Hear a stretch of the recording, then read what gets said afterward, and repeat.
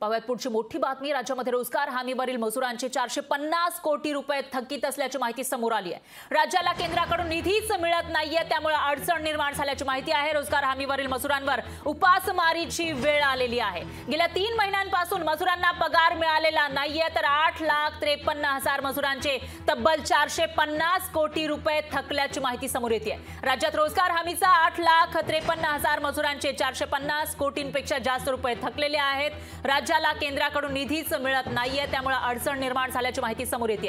आणि या विषयावर माहितीसाठी आपले प्रतिनिधी सचिन बडे हे थेट आपल्या सोबत जोडले गेले आहेत। सचिन, काय सांगाल? आधीच लोकांच्या हाताला काम नाही अशी ओरड समोर येते, त्याचबरोबर रोजगार मिळत नाही असंही म्हटलं जातं, आणि त्यात रोजगार हमीतून रोजगार मिळाला तरी सुद्धा पगार मिळत नाहीये या लोकांना। काय अपडेट्स आहेत याविषयीचे?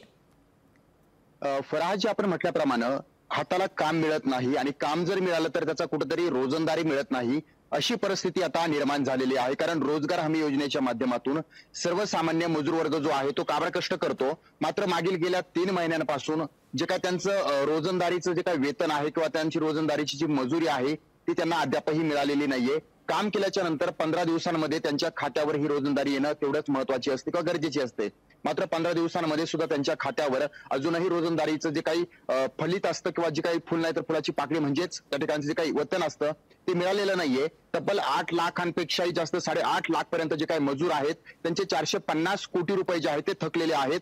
राज्य सरकारकडे पैसे नाहीये, त्यामुळे त्यांनी 450 कोटी रुपये केंद्राकडे मागितलेले आहेत। मात्र 15 दिवसांमध्ये कर्मचाऱ्यांच्या कामगारांच्या खात्यावर पैसे मिळायला हवेत, मात्र ते अजूनही मिळालेले नाहीयेत। 3 महिने उलटून गेले, मात्र रोजगार हमी योजनेच्या माध्यमातून ज्या पद्धतीनं कामं सुरू आहेत, पाणंद रस्ता असेल, विहिरी असतील किंवा इतर ठिकाणची जी काही कामं आहेत ती केली जातात, मात्र प्रामुख्याने जर पाहिलं तर या ठिकाणी मोठी बिलं अडकलेली आहेत, अजूनही मिळालेले नाहीयेत पैसे। त्यामुळं सर्वप्रथम हे पाहणं महत्वाचं आहे की जोपर्यंत पैसा मिळणार नाही तोपर्यंत या कामगारांनी उपासमारीची वेळ सहन करावी का? कारण याच कर्मचाऱ्यांवर कामगारांवर उपासमारीची वेळ निर्माण झालेली आहे। त्यामुळं 450 कोटी रुपये हे सरकारकडे मागण्यात आलेले आहेत, केंद्राकडे मागण्यात आलेले आहेत, मात्र ते मंजूर झाल्याच्या नंतर हे खात्यावर येणार आहेत। मात्र तब्बल 3 महिने उलटलेत, कामगारांच्या खात्यावर 1 रुपयाही आलेला नाहीये। त्यामुळे कर्मचारी आता पैशाची वाट पाहतोय, कधी माझ्या खात्यावर पैसे येतील, अन्यथा कामगारांवर उपासमारीची वेळ आता निर्माण झालेली आहे। निश्चितच सचिन, हे जे रोजंदारीवर काम करणारे लोक आहेत त्यांचं हातावर पोट असतं, दररोज जे काही मिळेल त्याच्यातूनच त्यांची भूक भागत असते, पण मागील 3 महिन्यांपासून यांना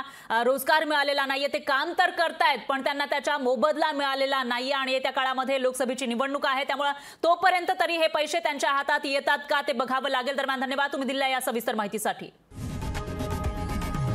लोकशाही मराठी ऐका, पहा, जागरूक रहा।